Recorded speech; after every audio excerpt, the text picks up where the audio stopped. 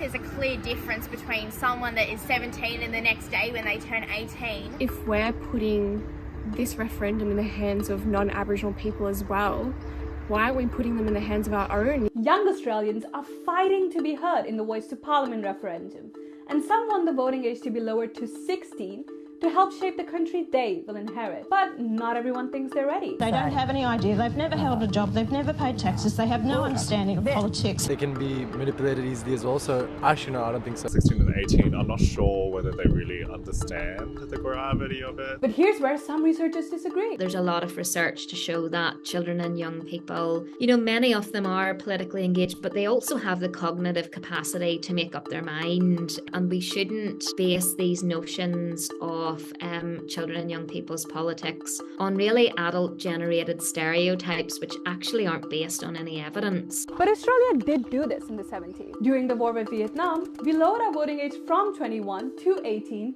based on the argument that if 18-year-olds were old enough to go to war, they're old enough to vote. Fast forward to 2023 and the reality is that 16-year-olds can join the army, they can get married and have children, they can work full-time and they can pay taxes. And if that's the case, then I think that they have a reasonable right to expect that they can also vote on the things that matter to them. We do know that the decisions that are being made by the current government will have long-term consequences for this current generation of young people. Yet they really do feel, and they report all of the time, that their concerns are not being listened to or not being heard. And Australia isn't the only country talking about this. Several countries around the world, including Scotland, Greece, and Brazil, have lowered the voting age over the past few years. In fact, here's a headline out of New Zealand.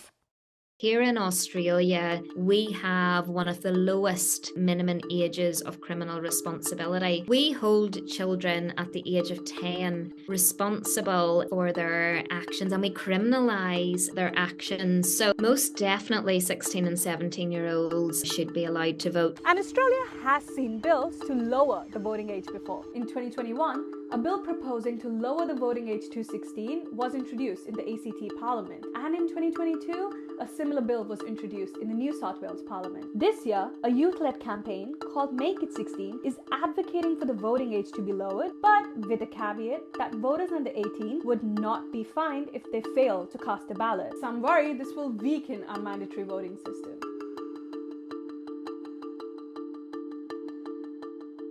I don't think it's always fair to say that just because you're older you have a better view or are more educated on issues. It's incredible how we're seeing young people being educated on the referendum, young people being educated on First Nations history, on climate science, because we have that opportunity to learn at school. If we give young people, 16 and 17-year-olds, the opportunity to vote, they're going to be making decisions that are better for them, for the future, and for the people around them. And some young people from First Nations communities feel their votes and voices should be considered in the upcoming Voice to Parliament referendum. The median age for their communities is 24 years old, and about 1/3 are under the age of 15. So a large percentage of their population is actually unable to vote on a decision that will have a direct impact on them. My name's Madeline Gamble. I'm a proud Gunditjmara woman. We know that a lot of young Aboriginal people, we're the majority of the Aboriginal population, young people. I think it's a real shame if our own young people aren't able to vote in this upcoming referendum. We're missing out on perspectives that are focused purely on the future. The people that are voting now, majority of them don't have their whole lives ahead of them, and our young people do, and our young people are the ones in community that are putting the work forward to make a difference for their own future. This is what's affecting them directly, and I think giving us the autonomy to make those decisions is what's going to be best for us. If we're putting this referendum in the hands of non-Aboriginal people as well, why are we putting them in the hands of our own young Aboriginal people to make the choices for themselves?